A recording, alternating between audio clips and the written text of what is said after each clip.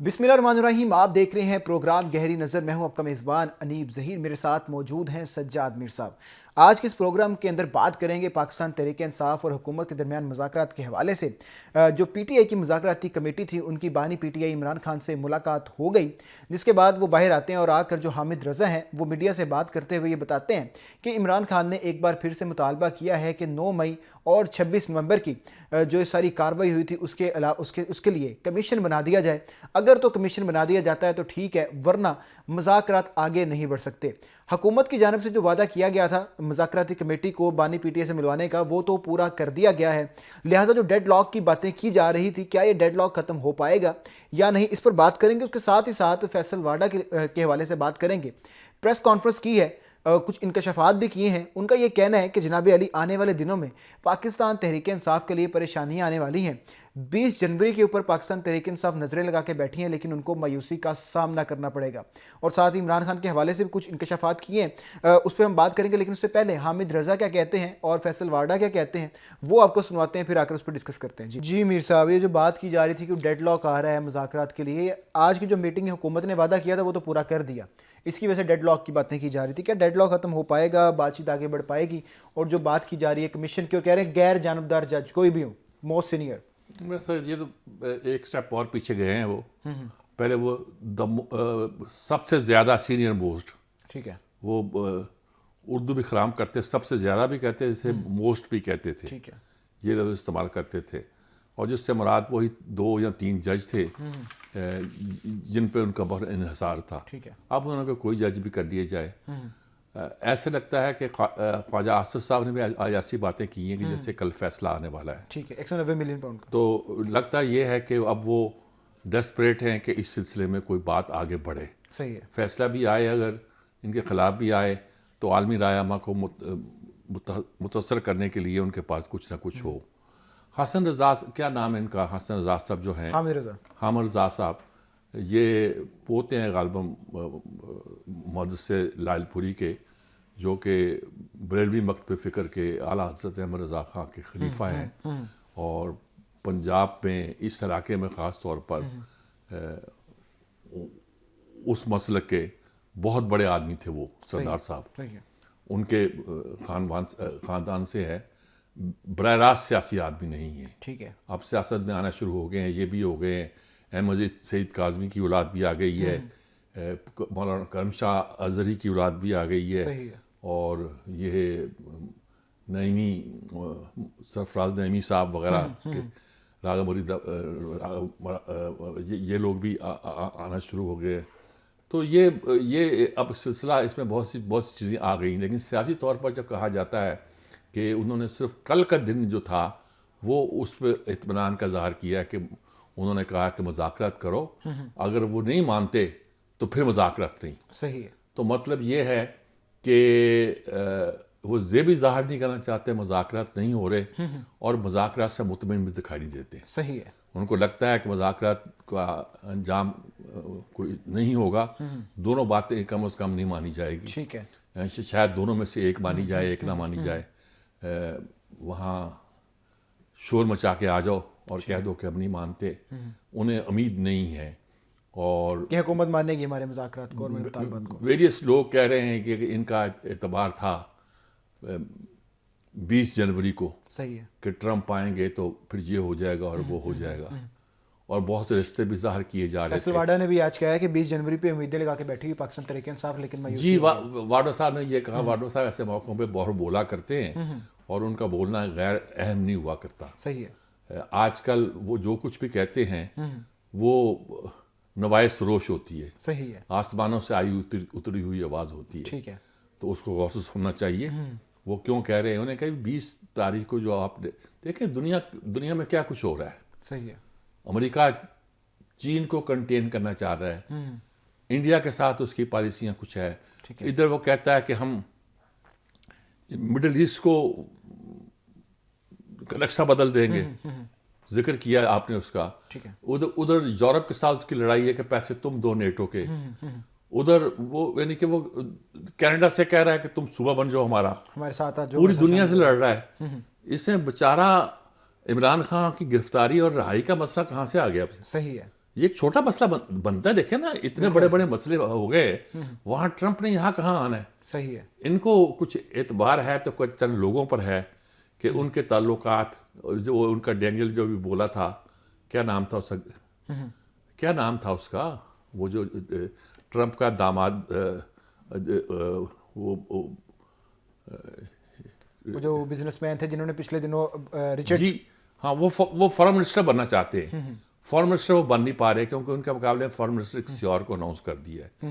پھر ان کا شاید ان کا جو بزنس پارٹنر ہے وہ ٹرمپ کے داماد ہیں, ان کے داماد کا دوست ہے اور بزنس پارٹنر بھی ہے.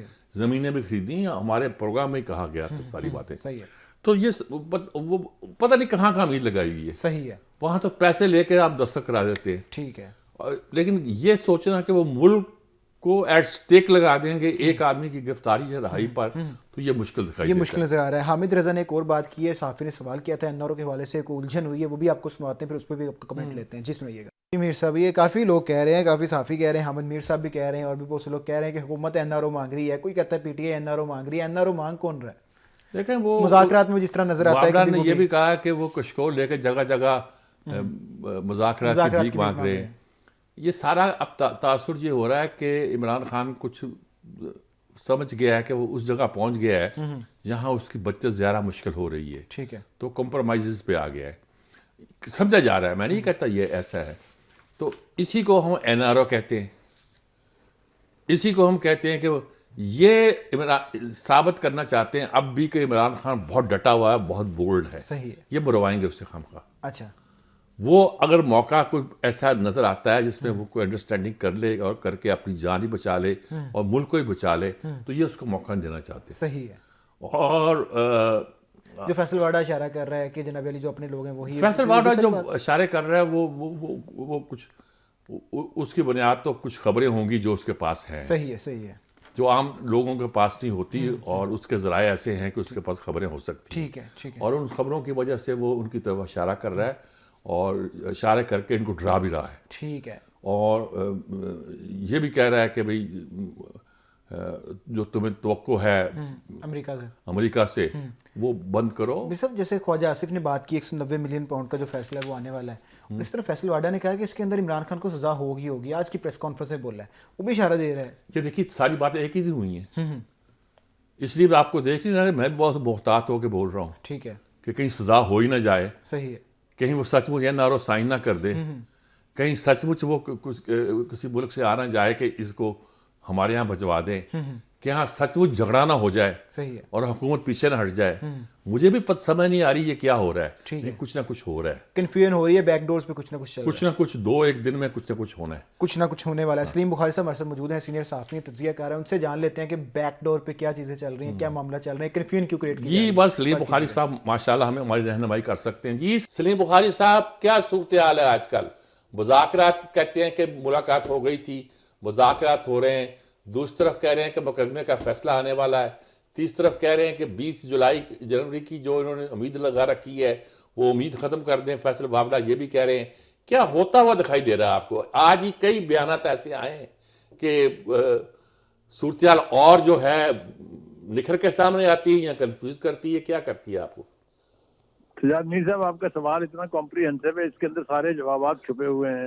آپ مجھ سے پوچھ کے تو مجھے شرمندہ کر رہے ہیں, لیکن بہرحال آپ کا حکم ہے, چونکہ سوال ہے, آپ کا جواب دیے سارا نہیں ہے. دیکھیے گزارش یہ ہے کہ اس میں جو سب سے زیادہ امپورٹنٹ بات ہے وہ یہ ہے کہ جو مقدمے کا فیصلہ آنے والا ہے جنرل فیض حمید کے, ہر چیز اس سے جڑی ہوئی ہے. اس لیے کہ اس جب وہ چارج شیٹ ان کے اوپر عائد کی گئی تھی فرد جرم, اس سے پہلے تک مذاکرات کی بات پہ یہ کہتے تھے چوروں ڈاکوؤں سے بیٹھیں گے ہم, ان سے بہتر ہے خودکشی نہ کر لیں ان سے بات کرنے سے پہلے. یہ ہوتے کون ہیں؟ ان کے پاس تو کوئی اختیار ہی نہیں ہے, یہ تو فارم 45 والے ہیں, یہ تو لیجیٹیمیٹ گورنمنٹ ہی نہیں ہے. یہ سب کچھ تو آپ کو اور مجھے یاد ہے نا ابھی تک. پھر اچانک وہ DGISPR کی پریس کانفرنس اور اس کے بعد جو پریس ریلیزز ایشو ہوئی, اس کے بعد سے اچانک کمیٹی بن گئی, آپ نے دیکھا ہوگا. اچانک انہوں نے پھر اسپیکر سے رابطہ بھی کر لیا, اچانک انہوں نے پھر کہا کہ جناب ہم تو مذاکرات کے لیے تیار ہیں, حکومت نہیں مان رہی ہے. یہ وہی حکومت ہے نا جو پچھلے 4 سال سے نہیں 2014 سے لے کے مذاکرات کی بھیک مانگ رہی تھی. پی ڈی ایم کی حکومت بنی، پہلے دن جو اجلاس ہوا اس میں انہوں نے کہا یہ مذاق جمہوریت کر لیتے ہیں، مذاق معیشت کر لیتے ہیں. کسی ایک کی نہ سنی انہوں نے. آصف علی زرداری نے کہا، بلاول بھٹو نے کہا یہ ہم حکومت بنا لیتے ہیں مل کے، کسی کی نہیں سنی. لہٰذا یہ نتیجہ اخذ کرنا کہ جنرل فیض حمید کے اوپر فرد جرم عائد ہونے کے بعد سے یہ مذاکرات کھیلنے کا شوق چڑھا ہے پی ٹی آئی کو، کوئی دو رائے اس کے بارے میں نہیں ہے. ٹھیک ہے. دوسری بات یہ ہے کہ اس کے ساتھ ساتھ انہوں نے امیدیں لگا رکھی تھی کہ پریزیڈنٹ ٹرمپ الیکٹ ہوں گے، حلف اٹھانے سے پہلے وہ جہاز پکڑیں گے، سیدھا لینڈ کریں گے ڈیلا کے اوپر، وہاں سے خان صاحب کو ساتھ لیں گے اور واپس جا کے پھر حلف اٹھائیں گے. چلیے جناب، یہ بھی سن لیا، برداشت بھی کر لیا. اس کے ساتھ پھر ایک گرنیل صاحب بیچ میں سے آ گئے. ان کے بیانات کو لے کے جس طرح سے جشن منائے گئے یہاں آپ کے سامنے ہے. سب سے پہلے تو اسٹیٹ ڈپارٹمنٹ نے ان کو شٹ اپ کال دی، گرنیل صاحب کو، کہ you can not issue a statement on social media. آپ نے بھی سنا، میں نے بھی سنا، باقاعدہ ان کو حکم دیا گیا. اس کے بعد کل کا واقعہ یہ ہے کہ وہاں پر پھر ایک عمران دار شخص نے ان سے آمنے سامنے بیٹھے ہوئے کہا کہ جی آپ ایک ٹویٹ کر دیں خان صاحب کے حق میں. تو گرنیل نے جو اس کی گت بنائی ہے وہ بھی میڈیا میں رپورٹ ہو چکی ہے. اس نے کہا shut up and get out of my sight, نکل جاؤ یہاں سے. تو وہ جو امیدیں تھی کہ باہر سے بھی کوئی ایسی چیز آئے گی جس کے بعد پھر حکومت اپاہج ہو جائے گی اور ہمیں دوبارہ وزیر اعظم بنا دیا جائے گا، وہ امیدیں بھی دم توڑ گئی ہیں. اگر آپ مجھ سے ایمانداری سے پوچھیں تو وہ متکبر قسم کا پی ٹی آئی کا بانی، اور پی ٹی آئی جس کے لوگ جو ہیں صبح سے شام تک جو تحقیر، جو تصحیح کرتے تھے حکومت کی بھی، حکومت میں بیٹھے ہوئے اشخاص کی بھی، اور جب بس چلتا تھا تو اسٹیبلشمنٹ کی بھی، وہ سارے مجھے کاتھا لے کے مذاکرات کی بھیک مانگتے دکھائی دیتے ہیں. یہ منظر بھی میں نے اپنی آنکھوں سے دیکھنا تھا. کہ میں نے تھوڑی سی ڈیل آپ کو عرض کر دی. 1900 پاؤنڈ کا فیصلہ بھی آنے والا ہے، اس کی ڈیٹ بھی مقرر ہو گئی ہوئی ہے. 19,000 پاؤنڈ کا جو مقدمہ ہے اس کا فیصلہ بھی ہونے والا ہے. اور کچھ یہ تاثر پیدا ہو رہا ہے کہ عمران کہتے ہیں کہ اگر یہ بات نہیں مانتے، جب سینئر موسٹ نہ لگائیں، چاہے پہلے تو اصرار تھا نا سینئر موسٹ ترین، دونوں لفظ سینئر موسٹ ترین شیکسپیئر ہو گیا تھا پورا. تو اب وہ بھی ہٹ گئے پیچھے. تو کیا لگتا ہے کہ اب کل مذاکرات کی کیا شکل بنتی نظر آتی ہے؟ دیکھیے جی، اس مذاکرات کے بارے میں اور مذاکرات کرنے والوں کے بارے میں پہلے تو ارشادات پی ٹی آئی کے میں مختصراً آپ کو سنا دوں. کبھی تو وہ کہتے ہیں کہ اس حکومت کے پاس کوئی اختیار ہی نہیں ہے. ٹھیک ہے. وہ کہتے ہیں جی، پھر وہ مطالبہ کرتے ہیں کہ جی طاقتور طبقہ جو ہے اس کا نمائندہ بھی مذاکرات میں شامل ہونا چاہیے. یہ بھی آپ نے سنا. اور ساتھ ہی یہ بھی کہتے ہیں کہ جب ہم ملنے جائیں بانی پی ٹی آئی تو ان کا بندہ وہاں نہ ہو. ایک عجیب و غریب قسم کا تصاد ہے جس سے دوچار ہے پی ٹی آئی کی لیڈرشپ. اب مجھے یہ لگتا ہے کہ اس مذاکرات میں یہ ہانڈی جو ہے مڑے چڑھتی دکھائی مجھے نہیں دیتی ہے.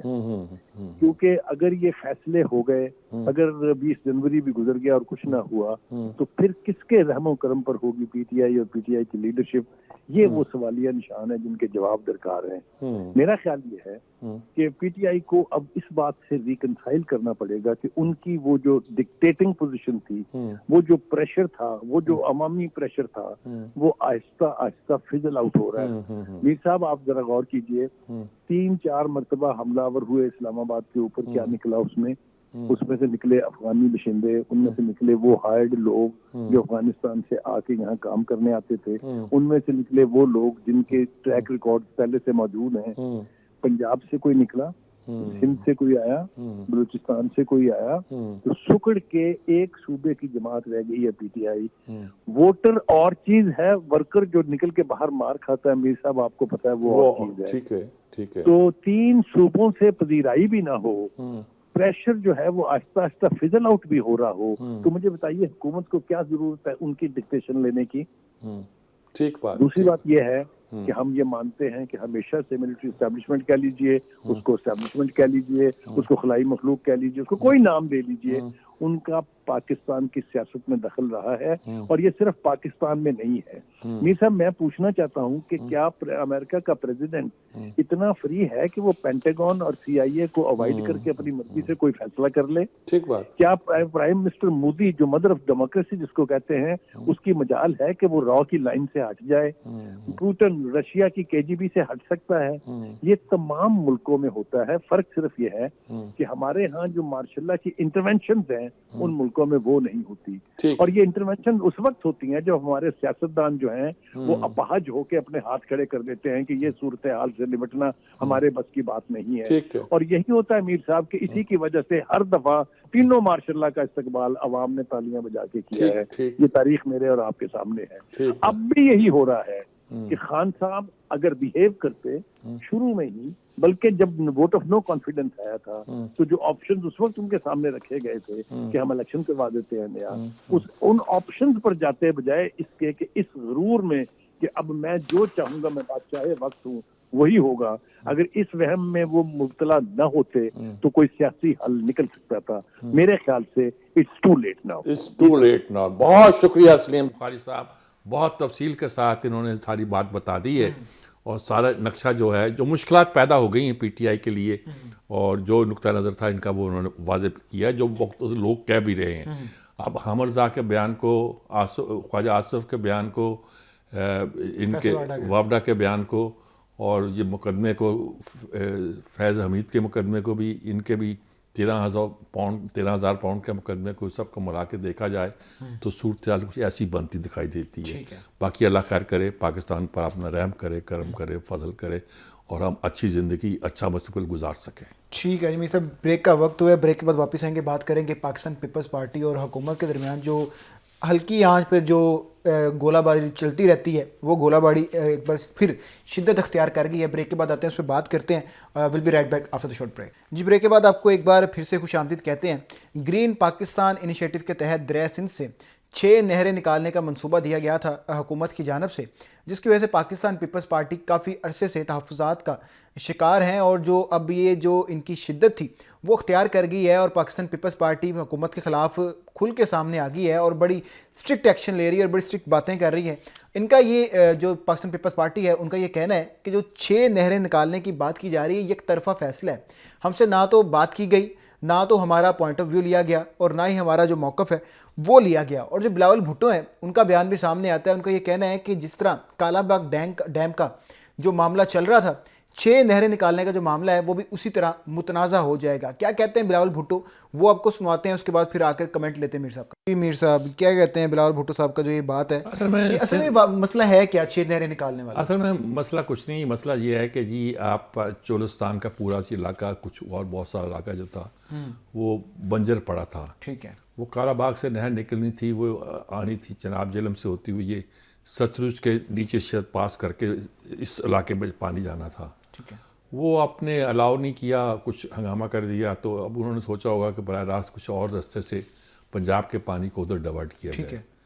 اب مسئلہ یہ ہے کہ پنجاب تو اس پر پوائنٹ آف ویو یہ ہے کہ نہ پانی آپ کا ہے نہ زمین آپ کی ہے۔ صحیح ہے۔ ہمارا پانی ہم اپنی زمین پر ہی اس کو ڈائیورٹ کر رہے ہیں۔ صحیح ہے۔ وہ اگر یہ اعتراض کریں گے کہ سندھ کا پانی سارا ہے ہی ہمارا، تو ظاہر ہے پھر پنجاب کو بھی اعتراض پیدا ہوگا۔ پھر کالا باغ ڈیم پہ جو ان کو فتح ہوئی تھی، اور میرے خیال میں وہ فتح نہیں ہونی چاہیے تھی۔ ٹھیک ہے، ٹھیک ہے۔ میں ان لوگوں میں سے ہوں جو پبلکلی یہ کہتے ہیں کہ کالا باغ ڈیم نہ بنا کے پاکستان نے اپنی سالمیت کا اور اپنی سلامتی کا سودا کیا تھا۔ صحیح ہے۔ اور اب بھاشا تو ابھی نہیں بنے گا نا، بہت وقت لگے گا، بہت بحث چاہیے اس کے لیے۔ کالا باغ ڈیم بن گیا ہوتا، کالا باغ ڈیم اگر آغاز کر دیا گیا ہوتا تو مشرف کے زمانے میں اگر آغاز ہو گیا ہوتا، جو بہت لیٹ تھا، تو بھی یہ سن 1514 1516 میں بن گیا ہوتا۔ ٹھیک ہے۔ اور نتیجے کے طور پر پاکستان، اس میں سندھ میں کوئی نقصان نہیں ہوتا۔ صحیح ہے۔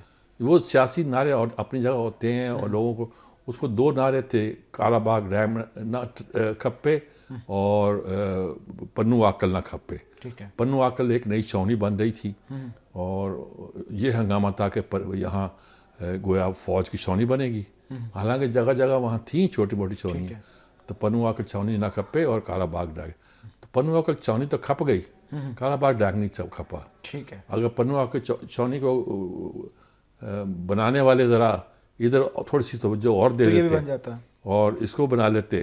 ویسے دیکھیں نا اختلافات کی حالت تو یہ ہوتی ہے کہ تربیلا کے لوگ اب بھی اپنی زمینوں کو ترس رہے ہیں. صحیح ہے. منگلا کے مسئلے پیدا ہوئے ہیں.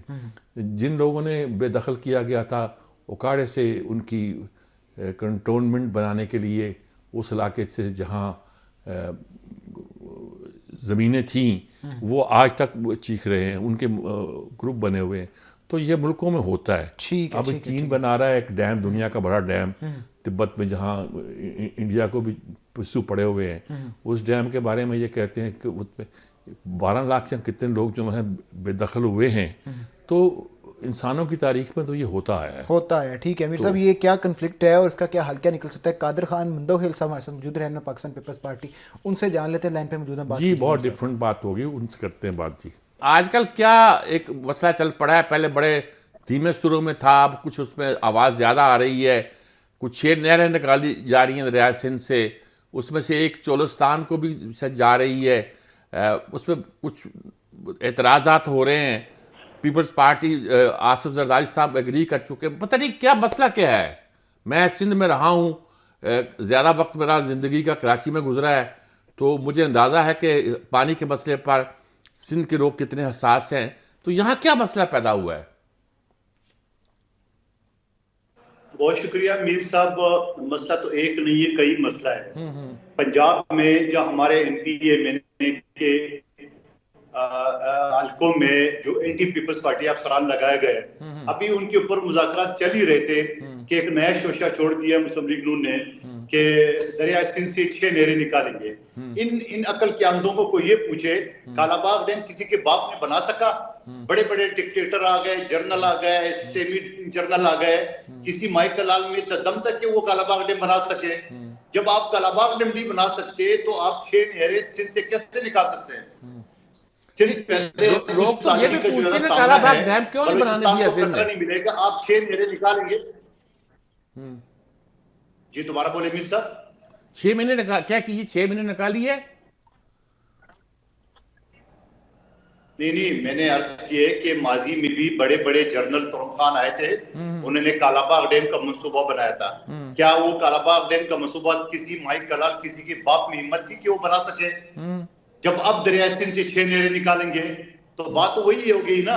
کالا باغ ڈیم وہ پانی آپ نے روک رہا تھا, ابھی آپ پانی روک رہے ہیں. ہم آپ کے سپورٹر ہیں, ہم نے کہا آپ اپنے گھر میں وزیر اعظم نہیں بن سکتے تھے, ہم نے آپ کو بنا لیا ہے 1 مرتبہ 2 مرتبہ. آپ ہم سے مشاورت کیے بغیر, 2 صوبوں سے مشاورت کیے بغیر, تو میں تو کہتا ہوں انجام دیکھ لے کالا باغ ڈیم کا. کسی میں دم تھا کالا باغ ڈیم بنانے کا؟ جو اب وہ جو ہے نا 6 نہروں کی صورت میں نکالیں گے. پہلے ہی سندھ جو ہے نا وہ خوشحالی کا سامنا ہے, پہلے ہی سندھ جو ہے نا وہ سیلاب زدگان میں سیلاب کی وجہ سے ڈوب پڑا ہوا ہے, اور وہاں تو فنڈ اب دے نہیں سکے. الیکشن کے لیے آپ بھاگے کراچی آ جاتے ہو, جیسا آپ نے بڑا یہاں کام کیا ہے. اور میرا اور شہباز شریف صاحب کا حلقہ ایک ہی ہے. اور پچھلے اسمبلی میں جہاں ایک منصوبہ ہم نے بنایا تھا کراچی کا K4 منصوبے کے ساتھ K5 منصوبہ, جہاں شہباز شریف صاحب اور میرا حلقہ NA242 بلدیہ ٹاؤن کو لگ رہا تھا, اینڈ ٹائم پہ شہباز شریف سے انکار کر دیا ہے کہ میرے پاس پیسے نہیں ہے. چلو ٹھیک ہے, کوئی بات نہیں, ہم خاموش ہو گئے.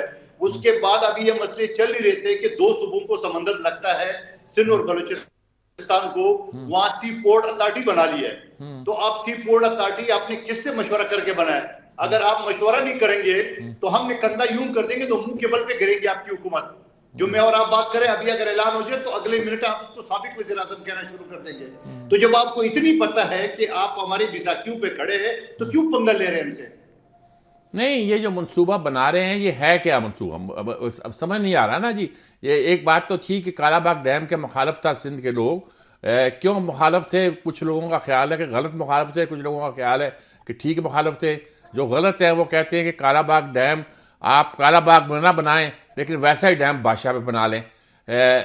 وہ اس میں بہت اعتراضات ہے, میں اس پہ گفتگو نہیں کرنا چاہتا. لیکن اس پہ کیا اعتراض ہے؟ کچھ سمجھ تو آئے. وہ کہتے ہیں پانی تو مخصوص ہو گیا ہے, پنجاب کا پانی اتنا ہے, 91 میں مخصوص ہو گیا ہے. معاہدے کہتے ہیں اس کا پانی اتنا ہے, تو پانی تقسیم پہ کوئی فرق نہیں پڑے گا. لیکن آپ کو کیا اعتراض ہے اس پہ؟ میر صاحب بڑی کامن سینس کی بات ہے کہ ہم جب کالا باغ ڈیم کی مخالفت کر رہے تھے ہم اس وجہ سے کر رہے تھے کہ آپ ڈیم بنائیں گے سندھ کا پانی رک جائے گا, اور خیبر پختونخوا یہ اعتراض کر رہے تھے کہ وہ ڈوب جائے گا. تو جب اس پہ ہمیں اعتراض تھا تو بات وہی ہے, کان یہاں سے پکڑو یہاں سے پکڑو. اب اسی دریا سندھ سے اب 6 نہریں نکالیں گے جنوبی پنجاب کے لیے, تو پانی کا تو قطرہ نہیں ہے یہاں پہ. منصور آپ کا مطلب یہ ہے کہ پنجاب سندھ کا پانی پہ قبضہ کرنا چاہتا ہے. پنجاب کا دعویٰ یہ ہے کہ ہم ان کے حصے کا پانی نہیں دے رہے, 91 اکارڈ کے تحت جو ہمارا پانی ہے اس میں سے کچھ ہم سرائکی صوبے کو دے رہے ہیں. تو یہ تو اختلافات طے نہیں ہو سکتے میرا خیال میں, اور خاصی حساس معاملہ ہے. کوئی حل ہے اس کا؟ جی دیکھیں آدھا پاکستان بنجر پڑا رہے کہ آپ ہم دیکھیں میر صاحب, بنیادی بات تو یہ ہے, ہو سکتا ہے میں غلط ہوں, لیکن آپ ہم کو ان بورڈ تو لے لے, ہم سے مشاورت تو کر لے. اور اگر آپ اتنی طاقتور ہو, آپ اتنی پیپلز پارٹی کی کوئی حیثیت نہیں ہے, سندھ بلوچستان کی حکومت کو کوئی حیثیت نہیں ہے, تو آپ بنا کے دکھائیں. میں تو آپ کو چیلنج کروں, آپ بنا کے دکھائیں. آپ کالا باغ ڈیم کے جو اشر کر دیے اسی طرح اشر اس کے بھی کریں گے. باقی اگر وہ یہ کہتے ہیں ہمارا کچھ حصہ نہیں دے رہے, ایسا نہیں ہوتا ہے. اگر آپ کا گھر مجھ سے آپ یہ نہیں کہہ سکتے ہو کہ میرے گھر کا جو حصہ ہے آپ کے بعد جو گھر آئیں گے میں ان کو دینا چاہ رہا ہوں, ایسا تو نہیں ہوتا ہے. آپ کو مجھ سے پہلے جو گھر ہے آپ کو جتنے پانی چاہیے آپ نے لے لیے. اب ایسا تو نہیں ہو سکتا اس میں کٹورا بچ گئے آپ کے 10 گھر آگے جو ہے میں اس گھر کو دینا چاہتا ہوں, ایسا تو نہیں ہوتا ہے. دوسری بات یہ ہے کہ جب پہلے ہی دریا سے خشک پڑا ہوا ہے, آپ دیکھتے ہیں آج سردیوں کے موسم میں خشک پڑا ہوا ہے, آپ 6 نہریں نکالیں گے تو بچتا کیا ہوگا؟ تو یہ تو بنجر ہو جائے گا. یعنی پہلے سے 90% سندھ پانی سے ڈوبا ہوا ہے سیلاب کی وجہ سے. جو توڑی پہ اس کاشت کے لیے زمین ہے اس کو پانی کا قطرہ اگر نہیں ملے تو بچے گا کیا؟ تو کیا سندھ کی عوام کھڑی نہیں ہوگی؟ کیا بلوچستان کی عوام کھڑی نہیں ہوگی؟ ماضی میں تو یہ تھا پختونخوا کو یہ اعتراض تھا کہ وہ ڈوب جائے گا, لیکن اب وہ ڈوبنے کا ان کا مسئلہ تو نہیں ہے, مسئلہ تو سندھ اور بلوچستان کا ہے جہاں زرعی زمینوں کو پانی ملتا تھا دریا سندھ سے. آپ اگر پانی آگے رکیں گے تو میں ہندوستان کا آپ کا حوالہ دے رہا ہوں, تو وہ پانی تو پھر ہمارے پاس تو نہیں آئے گا. ہم جو ہندوستان کو آنکھیں دکھا رہے ہیں, ہم کس وجہ سے دکھا رہے ہیں کہ ہندوستان پانی ہمارا نہیں روک سکتا ہے. ہندوستان نے آج اگر پانی ہمارا روک دیا ہے تو آپ مجھے بتاؤ کیا رہے گا پاکستان کا؟ چلیں جناب, بالکل ٹھیک ہے. مندو خیل صاحب بہت شکریہ, آپ نے بہت تفصیل کے ساتھ مسئلے کی وضاحت کی. جی یہ پوائنٹ آف ویو بڑا کلیئر ہے جی اہل سندھ کا. وہ کہتے ہیں دریا سندھ کا پانی کا ایک قطرہ ہم کسی کو نہیں دیں گے. صحیح ہے. اور کالا باغ ڈیم کے بارے میں ان کا موقف بھی بڑا واضح تھا کہ کالا باغ ہم ڈیم نہیں بنانے دیں گے. جبکہ سندھ طاس منصوبہ ہوا تھا تو اس وقت تربیلا ڈیم نہیں تھا, ٹھیک ہے, کالا باغ ڈیم تھا. صحیح ہے. وہ تو شاید غلام اسحاق نے کہا کہ پہلے آپ تربیلا بنا لو, کالا باغ تو آسان ہے, وہ تو آپ خود بنا سکتے ہو, صحیح ہے, تربیلا آپ خود نہیں بنا سکتے ہو. غلطی کھا گیا پاکستان یا جو بھی ہوا. لیکن یہ ہے کہ اب اس کے بعد کیا بحثیں کیا ہیں کہ کالا باغ میں پانی رکے گا تو سندھ کو پانی نہیں ملے گا. صحیح ہے. وہ کہتے ہیں کہ وہی بات یہ ہے کہ بھاشا میں پانی رکے گا تو سندھ کو پانی کہاں سے آئے گا. جتنے اعتراضات کالا باغ ڈیم پر ہیں وہ بادشاہ پر ہیں, لیکن بادشاہ پہ اعتراض نہیں ہے. تو میں چھیڑا کرتا تھا کہ اعتراض آپ کا یہی ہے کہ اس کی ٹوٹی پنجاب میں ہے, جس کو کالا باغ ڈیم کہتے ہیں. وہ اس سے اعتراض صرف یہ ہے کہ ٹوٹی پنجاب میں ہے. اب اس پر اعتراض یہ ہے کہ پانی پنجاب میں کیوں جا رہا ہے, چولستان میں کیوں جا رہا ہے. وہ کہتے ہیں ہمارے حصے کا پانی ہم چاہے چولستان میں دیں, چاہے ہم آپ کے اکاڑے میں دیں یا کہیں اور دیں, ہمارا پانی ہے نا. ٹھیک ہے. آپ طے ہو گیا 91 میں اکارڈ طے ہو گیا ہے, اس اکارڈ کے تحت ہم پانی جہاں چاہے دے دیں, ٹھیک ہے, اس پہ کسی کو اعتراض نہیں ہونا چاہیے. وہ کہتے نہیں اب آپ دے نہیں سکتے. صحیح ہے.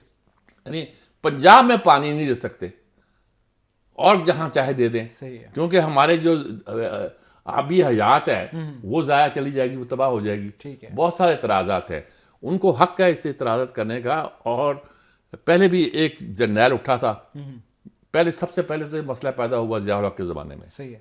3 جرنیلوں کا مسئلہ ہے. ٹھیک ہے. ضیاء الحق کے زمانے میں پیدا ہوا. فضل الرحمان نے کہتے ہیں گورنر تھے جب, تو ضیاء الحق سے کچھ باتیں منوانے کے لیے یہ مسئلہ چھیڑا.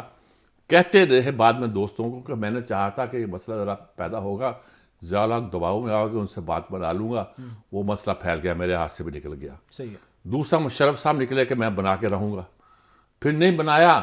جب ارباب غلام رحیم ان کے وزیر اعلیٰ جو تھے, بڑے ان کے خاص آدمی تھے, وہ بھی تیار نہیں ہوئے, تو انہوں نے یہ کہا کہ نہیں, سن 16 تک میں 5 ڈیم بناؤں گا پاکستان میں. صحیح ہے.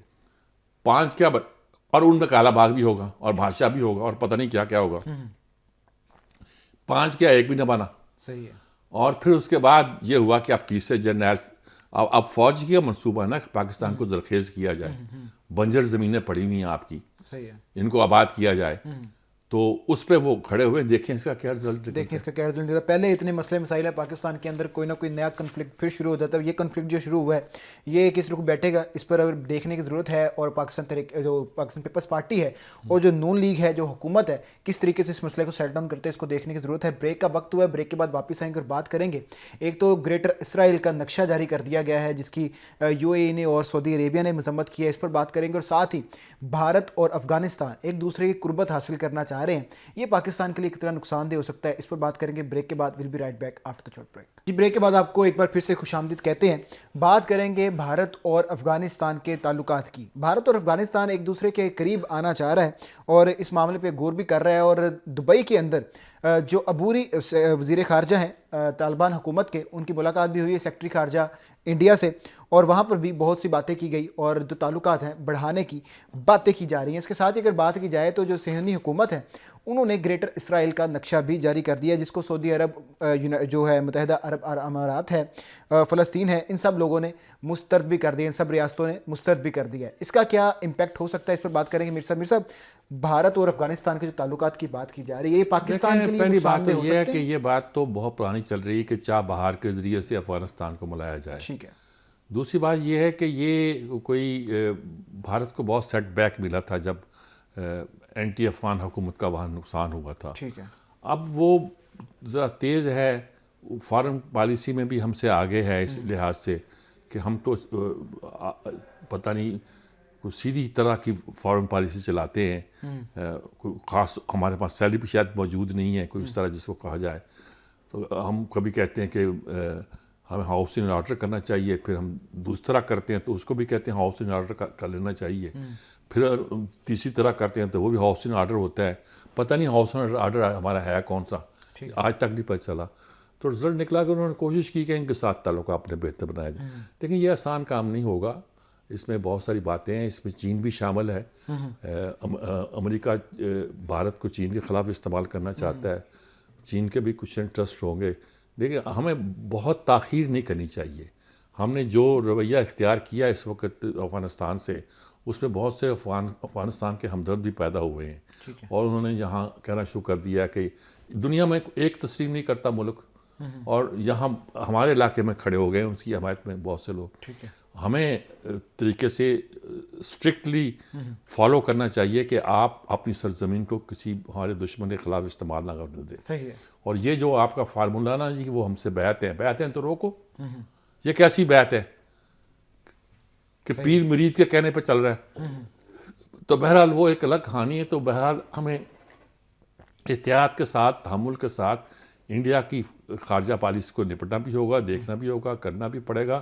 افغانستان سے ساتھ بھی اپنے تعلقات خراب نہیں کرنے, لیکن ان کو سمجھانا بھی پڑے گا کہ دیکھو ہم نے اتنے 40 سال تمہارے لیے اتنی قربانیاں دی ہیں, رزلٹ یہ نکل رہا ہے اس کا.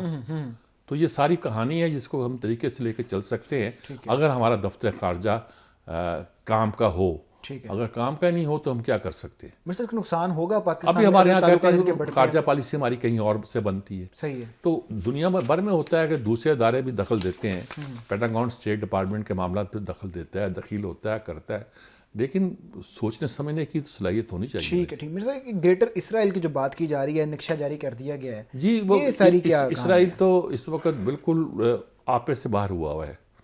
وہ اس وقت نقشہ جاری کرنے کا مطلب یہ ہے کہ تاثر دینا کہ ہم ختم کر دیں گے سب کو. پہلے بھی آتا رہا ہے کہ انہوں نے کیا. یہ نقشہ کسی نے جاری کیا, کچھ سنجیدہ ہے, کون تھا, مطلب یہ تو آپ بیل مجھے باہر کی بات ہے نا. ٹھیک ہے. آپ شام طاقت ول تھا, وہ شام آپ سے بول نہیں سکتا. مصر آپ کے ساتھ سینگ اڑاتا تھا, مصر کو آپ نے ٹیم کر لیا ہوا ہے. مصر اور شام 2 طاقتیں تھیں جو اسرائیل سے لڑتی تھی, وہ اب لڑتی نہیں ہیں. سعودی عرب اور یو اے ای وغیرہ تو پہلے ہی ڈوسائل تھے ذرا. تو میرا خیال میں وہ یہ بتانے کی کوشش کر رہا ہے کہ بھئی اب ہماری ڈومینیشن ہے مڈل ایسٹ پہ. جس طرح فلسطین میں چل رہا ہے, پھر لبنان میں کیا, وہاں پہ پھر ایران میں اس نے حملہ کیا, سارے اب ہماری ڈومینیشن ہے, ہم کچھ بھی کر سکتے ہیں. صحیح ہے. تو بس یہی کہہ سکتے ہیں اللہ رحم کریں، اللہ ہمارے مسلمان حکمرانوں کو بھی، مسلم حکمرانوں کو، مسلمان حکمرانوں کے بجائے میں مسلم حکمرانوں کو جب استعمال کرتا ہوں، کو بھی عقل سلیم عطا کرے کہ وہ کچھ کر سکے ملت کے لیے۔ عرب ممالک نے جو مذمت کی ہے یو اے نے، سعودی عرب نے، کہنے اس کی کا باتیں کوئی ہوتی امپیکٹ پڑ سکتا ہے؟ کہنے کی باتیں ہوتی ہیں، غزہ تباہ ہوتا گیا، عرب ممالک میں کوئی بولا ہے؟ باری باری جوتے کھاتے گئے، کچھ بولا ہی نہیں کوئی۔ سڑکیں بنانے کو لو، پتہ نہیں کیا کرنے کو، میں اب نام نہیں لوں گا ملکوں کا، آپ مجھے نہ مجبور کریں، لیکن کسی نے بھی اپنا فرض ادا نہیں کیا، کسی نے اپنا فرض ادا نہیں کیا۔ لیکن میرے صاحب ایک وہ تھریٹ تو اب دے رہا ہے کہیں نہ کہیں، اب جیسے پاکستان بھی ہے، پاکستان کو بھی ان چیزوں کے حوالے سوچنا چاہیے۔ گریٹر اسرائیل کا جو نقشہ ہے، تو غزہ کا معاملہ بھی چل رہا ہے، باقی معاملہ کہیں نہ کہیں تو سوچنا چاہیے، جو مسلم قومیں ہیں ان کو آپس میں مل کر بات کرنی چاہیے۔ ایک ایران تھا، اکیلا ایران کی ایسی کر کے رکھتی، پہلا کام ہی اس نے کیا کہ جو لوگ ایران کی پراکسی سمجھتا تھا جس کو، وہ تباہ کیے، بیروت کو تباہ کیا، وہاں حزب اللہ کو تباہ کیا، شام کو اس نے مریم ایڈ کیا، اور حوزی علاقے میں ان لوگوں کو ایسے اب رہ کیا گیا ہے؟ صحیح ہے، لیبیا وغیرہ پہلے ختم ہو چکے ہیں، تو عراق کو آپ نے مریم ایڈ کر دیا ہے، ٹھیک ہے، تو ایک نیا نقشہ ابھرے گا، ایک نئی طاقت ابھرے گی مڈل ایسٹ میں، ٹھیک ہے، اور پتہ نہیں کون آتا ہے کون نہیں آتا، لیکن مڈل ایسٹ میں انقلاب ضرور آئے گا۔ ٹھیک ہے۔ یہ ایک تشویش کی بات تو ضرور ہے کہ جو جتنا بھی عرب ممالک ہے، جو مسلمان ہیں، وہ مشکلات میں ہیں، اور جو اسرائیل ہے وہ اس وقت یہ پیغام دینے کی کوشش کر رہا ہے کہ ہم ڈومینیٹ ہیں، اور ہم گریٹر اسرائیل کا جو ایک انہوں نے خواب دیکھا ہوا تھا اس کو پورا کرنے کی کنڈیشن میں موجود ہیں۔ تمام جو مسلم ملک ہیں ان کو یہ سوچنا چاہیے کیا مسلمانوں کے لیے اس سے مشکلات پیدا ہو سکتی ہیں، ان کے لیے کوئی فائدہ پیدا کر سکتے ہیں یا نہیں کر سکتے۔ اب پروگرام کا وقت ختم ہو گیا، اگلے ہفتے دوبارہ ملاقات ہوگی، ہمیں دیجیے اجازت، اللہ حافظ۔